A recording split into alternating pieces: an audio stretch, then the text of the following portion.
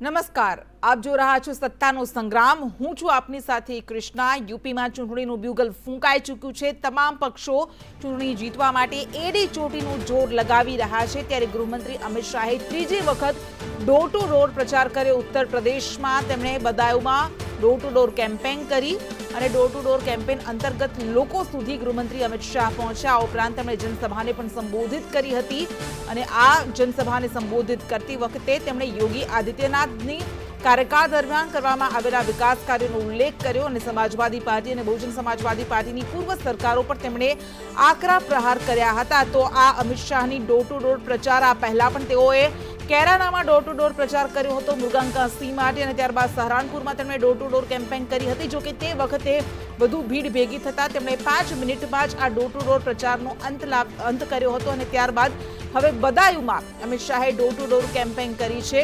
તો ઉત્તર પ્રદેશમાં ચૂંટણી જીતવા માટે આખી ભાજપની જાણે કે ફોજ ઉત્તર પ્રદેશમાં ઉતરી છે। તમામ દિગ્ગજ નેતાઓ પ્રચાર કરી રહ્યા છે। ક્યાંક જનસભાને સંબોધવામાં આવી રહી છે તો ક્યાંક વર્ચ્યુઅલ રેલીને સંબોધવામાં આવી રહી છે તો ક્યાંક ડોર ટુ ડોર પ્રચાર કરવામાં આવી રહ્યો છે। તે અંતર્ગત જ આજે ગૃહ રાજ્યમંત્રી અમિત શાહ બદાયુમાં ડોર ટુ ડોર કેમ્પેન કરી અને તેમણે લોકો સાથે વાત કરી હતી। આ ઉપરાંત કઈ રીતે યોગી સરકારે કયા વિકાસ કાર્યો કર્યા હતા તે પણ તેમણે વાત કરી।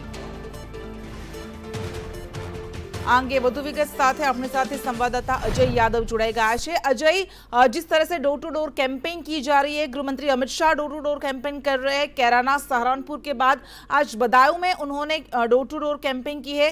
क्या हम गणित देख सकते हैं इस कैंपेन के?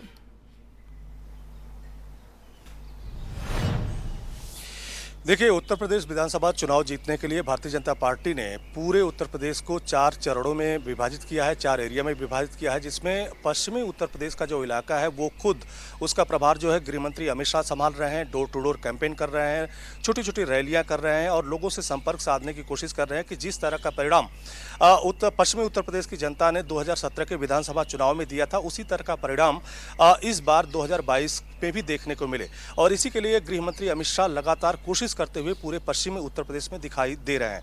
फिलहाल आज उनका दौरा जो है बदायूं जिले में हुआ। बदायूं जिले में जो है वो दूसरे चरण में वोटिंग होनी है, यानी 14 फरवरी को वोटिंग होनी है। जहां तक बदायूं जिले की बात करें तो इस जिले के अंतर्गत 6 विधानसभा सीटें आती हैं, जिसमें 2017 के विधानसभा चुनाव में भारतीय जनता पार्टी ने 5 सीटों पर जीत दर्ज की थी, जबकि 1 सीट पर समाजवादी पार्टी ने जीत दर्ज की थी। और खास करके इस पूरे इलाके की बात करें तो ये इलाका भारतीय जनता पार्टी के लिए इसलिए भी महत्वपूर्ण है कि बदायूं से जो सांसद हैं संघमित्रा मौर्य, जो कि स्वामी प्रसाद मौर्य की बेटी हैं और अभी भी भारतीय जनता पार्टी में बनी हुई हैं, जबकि स्वामी प्रसाद मौर्य इस इलाके को छोड़ करके और खास करके भारतीय जनता पार्टी को छोड़ करके समाजवादी पार्टी ज्वाइन कर लिया है। ऐसे में भारतीय जनता पार्टी के सामने सबसे बड़ी चुनौती यही है कि स्वामी प्रसाद मौर्य के समाजवादी पार्टी ज्वाइन करने से जो मतदाता है, खास करके वहां पे जो साख के मतदाता हैं, उन पे इसका कोई असर न हो। और इसी को देखते हुए भारतीय जनता पार्टी की तरफ से जो 6 विधानसभा सीटें हैं उसमें से 2 विधानसभा सीटें जो है साख के मतदाता को दी गई है।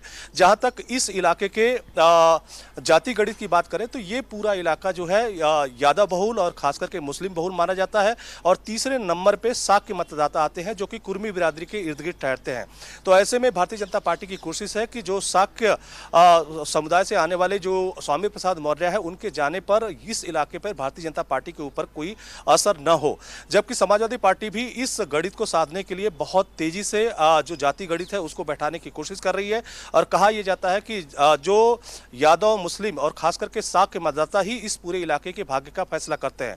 और इसी सब को साधने के लिए जो गृह मंत्री अमित शाह है फिलहाल आज बदायूं के दौरे पे हैं और लगातार न सिर्फ डोर टू डोर कैंपेन करते हुए नजर आ रहे हैं, बल्कि समाजवादी पार्टी और साथ ही साथ बहुजन समाज पार्टी पर हमला करते हुए नजर आ रहे हैं। उनको अच्छी तरह से मालूम है कि यही 2 पार्टियां हैं जो भारतीय जनता पार्टी को बेहतर बेहतर तरीके से चुनौती दे सकती है। और इसी के साथ जो गृह मंत्री अमित शाह ने अखिलेश यादव पे आज जमकर हमला बोला और साथ ही साथ ये कहा कि किस तरह से 2017 से पहले जो अखिलेश यादव का शासन था उस पे यहाँ पर कानून व्यवस्था की स्थिति चरमराई हुई थी। और साथ ही साथ ये भी कहा कि जब भी समाजवादी पार्टी का शासन आता है या बहुजन समाज पार्टी का शासन आता है तो पूरे जिले का ही नहीं बल्कि उत्तर प्रदेश का जो विकास है वो एक तरह से चरमरा जाता है। और इसी के साथ उन्होंने ये भी अपील की जो बदायूं की जनता है कि आप लोग भारतीय जनता पार्टी के पक्ष में मतदान कीजिए। न सिर्फ लॉ एंड ऑर्डर जो है वो अच्छा रहेगा बल्कि उत्तर प्रदेश का विकास होगा और बदायूं का भी विकास होगा। तो एक तरह से कहीं ना कहीं समाजवादी पार्टी पे अटैक करते हुए भारतीय जनता पार्टी के पक्ष में मतदान करने की जो वकालत है गृह मंत्री अमित शाह करते हुए नजर आ रहा है। और एक तरह से कह सकते हैं कि पूरे पश्चिमी उत्तर प्रदेश की जो कमान है फिलहाल गृह मंत्री अमित शाह के हाथ में है और वही एक तरह से चेहरा बने हुए हैं। जबकि 2017 के विधानसभा चुनाव में प्रधानमंत्री नरेंद्र मोदी चेहरा थे और उन्हीं के नाम पर भारतीय जनता पार्टी ने 212 सीटें जीती थी और कुल उनके सहयोगियों के साथ 325 सीटें जीती थी।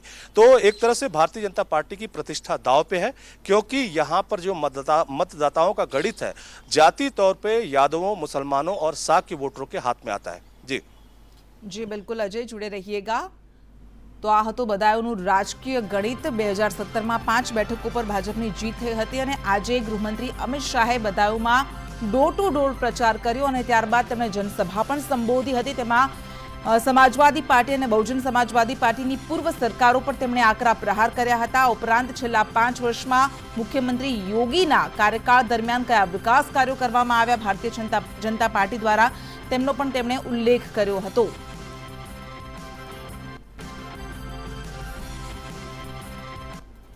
અને હવે વાત કરીશું ઉત્તર પ્રદેશની ખૂબ જ મહત્વપૂર્ણ બેઠક એવી લખનઉ કેન્ટ વિધાનસભા બેઠક પર। તો 2017માં અહીંથી ભારતીય જનતા પાર્ટીએ જીત મેળવી હતી અને રીટા બહુગુણા જોશી ધારાસભ્ય બન્યા હતા। જો કે સાંસદ તેઓ બન્યા ત્યારબાદ આ બેઠક ખાલી પડી હતી। કોંગ્રેસમાંથી ભારતીય જનતા પાર્ટીમાં રીટા બહુગુણા જોશી જોડાયા હતા અને જેના કારણે એ સમયે કોંગ્રેસને ખૂબ મોટો ફટકો પડ્યો હતો અને ઉપચૂંટણી જ્યારે થઈ ત્યારે તેમાં પણ ભારતીય જનતા પાર્ટીએ જીત મેળવી હતી। 2019માં ભારતીય જનતા પાર્ટીએ જીત મેળવી હતી ઉપચૂંટણીમાં અને તેમાં 51.03% મત પડ્યા હતા। 2019માં ભારતીય જનતા પાર્ટીના સુરેશ ચંદ્ર તિવારીએ જીત મેળવી હતી। એસપીના મેજર આશિષ ચતુર્વેદીને ભારતીય જનતા પાર્ટીએ માત આપી હતી। તો આ સંસદીય ક્ષેત્રના સાંસદ છે રાજનાથ સિંહ અને આ પણ ખૂબ જ મહત્વપૂર્ણ બેઠક છે લખનઉ કેન્ટ વિધાનસભા બેઠક અને આ એક એવી બેઠક છે કે જેમાં તમામ પક્ષમાં ક્યાંક ને ક્યાંક આંતરિક અસંતોષ જોવા મળી રહ્યો હતો કારણ કે તમામ પક્ષમાં અનેક એવા દાવેદારો હતા કે જેઓ આ બેઠક પરથી ટિકિટ ઈચ્છતા હતા અને તેના કારણે ક્યાંક ને ક્યાંક ફૂટ પણ જોવા મળી રહી હતી અને તેને સાધવા માટે તમામ પાર્ટીઓએ વ્યૂહરચના અપનાવી પડી હતી।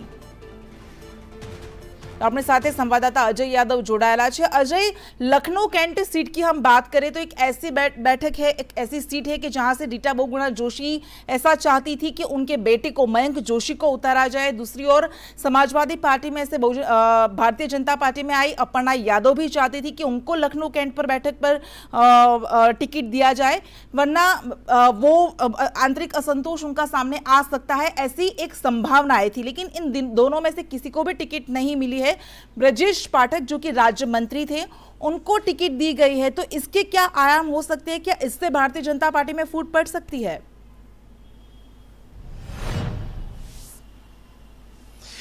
देखिए फिलहाल जो फूट की बात है वो बात की बात है, लेकिन ये जरूर है कि भारतीय जनता पार्टी ने ऐसे कई प्रयोग किए हैं जहां पर खुद भारतीय जनता पार्टी के जो कार्यकर्ता हैं या लीडर हैं आपस में टकराते हुए नजर आ रहे थे। ऐसी ही एक सीट जो थी सरोजनी नगर जो कि लखनऊ लोकसभा या लखनऊ जिले के अंतर्गत आती है, वहां पर स्वाति सिंह और उनके पति दयाशंकर सिंह दोनों उस सीट से टिकट चाह रहे थे, लेकिन भारतीय जनता पार्टी ने दोनों को टिकट नहीं दिया। वहां पे एक नर्मदेश्वर सिंह है उनको टिकट दिया है जो कि एक अधिकारी आते हैं ब्यूरोक्रेसी से जुड़े हुए हैं।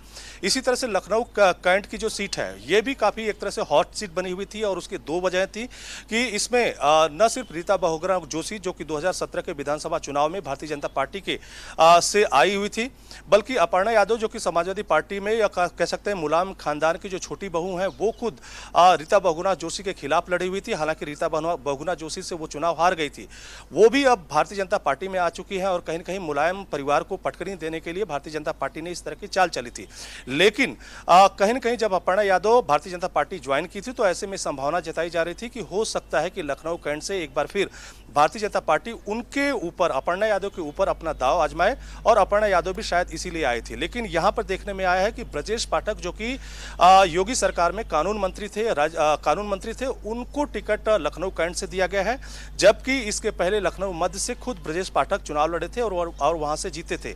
ऐसे में समाजवादी पार्टी की तरफ से ब्रजेश पाठक के जो सामने हैं राजीव गांधी को उतारा है, वो भी एक ब्राह्मण समुदाय से आते हैं। हालांकि इस सीट के बारे में अगर बात करें तो एक तरह से ये ब्राह्मण बहुल सीट है। पिछले लखनऊ कैंट के इतिहास को देखें तो लगभग 12 बार से ज्यादा बार जो है ब्राह्मण समुदाय से आने वाले जो भी लीडर्स थे उन्होंने यहाँ पे जीत दर्ज की, भले हुए अलग अलग पार्टियों से थे। तो एक तरह से भारतीय जनता पार्टी ने ब्रजेश पाठक के ऊपर यहाँ पे दाव आजमाया है, और जो लगातार यहाँ पे विवाद बने हुए थे, खास करके रीता बहुगुणा जोशी को लेकर के और अपर्णा यादव को लेकर के। रीता बहुगुणा जोशी यहाँ जो कि प्रयागराज से सांसद है और पहले विधानसभा चुनाव जब 2017 में यहाँ पे लड़ी थी तो जीतने के बाद उनको इस्तीफा देना पड़ा था, और बाद में फिर भारतीय जनता पार्टी ने इसी सीट पे अपनी जीत दर्ज की थी। और फिलहाल की बात करें तो रीता बहुगुणा जोशी जो है अपना इस्तीफा भी दे चुकी है और अपने बेटे को टिकट चाह रही थी, लेकिन उनके बेटे को भी टिकट नहीं मिला, और अपर्णा यादव जो कि समाजवादी पार्टी छोड़ करके भारतीय जनता पार्टी में आई है, उनको भी टिकट नहीं मिला है। तो एक तरह से भारतीय जनता पार्टी की रणनीति है कि जो पहले से जो लीडर्स पहले से लड़े हुए थे, जीते हुए थे, कि अगर उनके एरिया में एंटी इनकम्बेंसी हो तो उस एंटी इनकम्बेंसी का असर ना दिखाई दे, क्योंकि लखनऊ मध्य से ब्रजेश पाठक जीते हुए थे और भारतीय जनता पार्टी नहीं चाहती थी कि अगर एक बार फिर लखनऊ मध्य से ब्रजेश पाठक लड़े तो हो सकता है कि उनके ऊपर निगेटिव प्रभाव पड़े, इसलिए उनको लखनऊ कैंट से टिकट दिया है। तो ये तमाम सारी गणित है जिसकी वजह से ब्रजेश पाठक को लखनऊ कैंट से भारतीय जनता पार्टी ने अपना उम्मीदवार बनाया है। जी अजय, स्वामी प्रसाद मौर्य की हम बात करें तो भारतीय जनता पार्टी में से वो समाजवादी पार्टी में आए हैं, पडरौना से वो लड़ सकते हैं ऐसी एक संभावना थी, लेकिन उनको फाजिल नगर से लड़ाया जा रहा है। तो उसके ऊपर जो भी राजनीति शुरू हुई है, अनुराग ठाकुर ने तंज कसा है, बोला है कि उन लोगों को हारने का डर सता रहा है, जबकि दूसरी ओर ऐसा भी बोला जा रहा है कि पडरौना से अगर उनको उतारा जा सकता था तो उसके भी कुछ मायने हो सकते हैं। आपको क्या लग रहा है, इसका क्या राजकीय गणित है?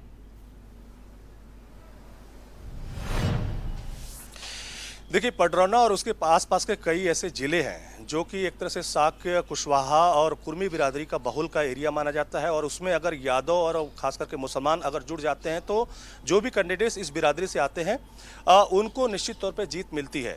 लेकिन स्वामी प्रसाद मौर्य जो है पडरौना से 2 बार से विधायक रह चुके हैं, और इधर बीच आरपीएन सिंह ने जब भारतीय जनता पार्टी ज्वाइन किया तो संभावना यही जताई जा रही है कि हो सकता है कि आरपीएन सिंह वहां पे उम्मीदवार बना जाए। ऐसे में 2 बार विधायक रहने की वजह से जो एंटी इनकम्बेंसी है वो स्वामी प्रसाद मौर्य को हरा भी सकती है, और कहीं ना कहीं स्वामी प्रसाद मौर्य का जो कॉन्फिडेंस डिगा हुआ है, इसीलिए उन्होंने फाजिल नगर से जो है अपना उम्मीदवारी एक तरह से ठोकी है। समाजवादी पार्टी ने भी उनको फाजिल नगर से ही अपना उम्मीदवार बनाया है। फाजिल नगर के बारे में बात करें तो वहां पर जो साक्य, कुर्मी और कुशवाहा जो मतदाता है वो बड़ी संख्या में आते हैं, जो कि खुद स्वामी प्रसाद मौर्य के समुदाय से आते हैं। तो ऐसे में स्वामी प्रसाद मौर्य ने एक तरह से अपने हिसाब से सेफ सीट चुनने की कोशिश की है।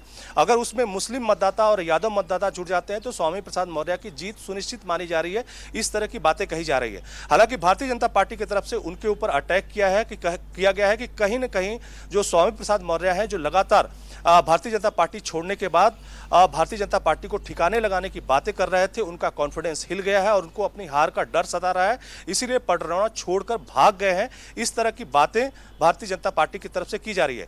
लेकिन इधर भी समाजवादी पार्टी की कोशिश है कि न सिर्फ स्वामी प्रसाद मौर्य जहां पर टिकट चाहे वहां पर उनको टिकट दिया जाए, सेफ सीट दिया जाए, क्योंकि एक तरह से उनकी प्रतिष्ठा भी दांव पे लगी हुई है।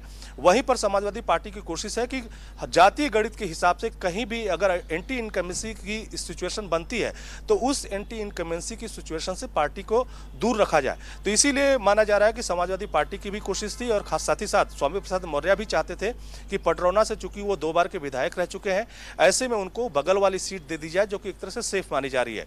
तो भारतीय जनता पार्टी स्वामी प्रसाद मौर्य पे भागने का आरोप लगा रही है, जबकि समाजवादी पार्टी या स्वामी प्रसाद मौर्य के नजरिए से देखें तो स्वामी प्रसाद मौर्य ने एक सेफ सीट चुनी है, जिसमें यादव और खास करके मुस्लिम मतदाताओं के साथ साक्य मतदाता या कुर्मी कुशवाहा मतदाता जुड़ जाते हैं। तो स्वामी प्रसाद मौर्य का वहां से पलड़ा भारी दिख रहा है, शायद इसी वजह से उन्होंने फाजिल नगर को चुना है। जी अजय, धन्यवाद तमाम जानकारी के लिए।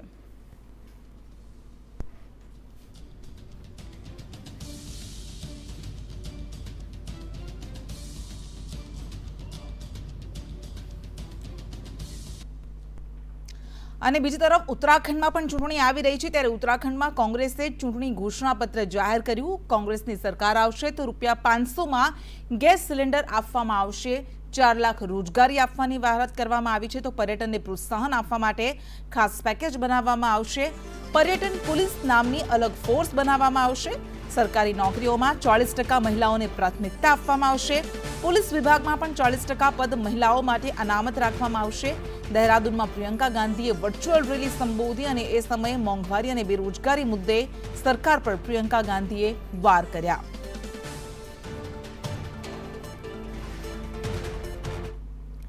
તો બીજી બાજુ પંજાબમાં પણ વિધાનસભાની ચૂંટણી આવી રહી છે. 117 બેઠકો માટે પંજાબમાં વિધાનસભાની ચૂંટણી છે ત્યારે સીએમના ઉમેદવારની કોંગ્રેસ જાહેરાત કરી શકે છે. સાંજે 7 વાગે પંજાબ કોંગ્રેસે ટ્વીટ કરીને જાણકારી આપી છે અને પંજાબ કોંગ્રેસના આ ટ્વીટમાં સીએમના ચહેરા તરફ ઇશારો કરવામાં આવ્યો છે એટલે સંપૂર્ણ સંભાવના છે કે સાંજે 7 વાગે પંજાબ કોંગ્રેસ પોતાના સીએમના ચહેરાની જાહેરાત કરી શકે છે.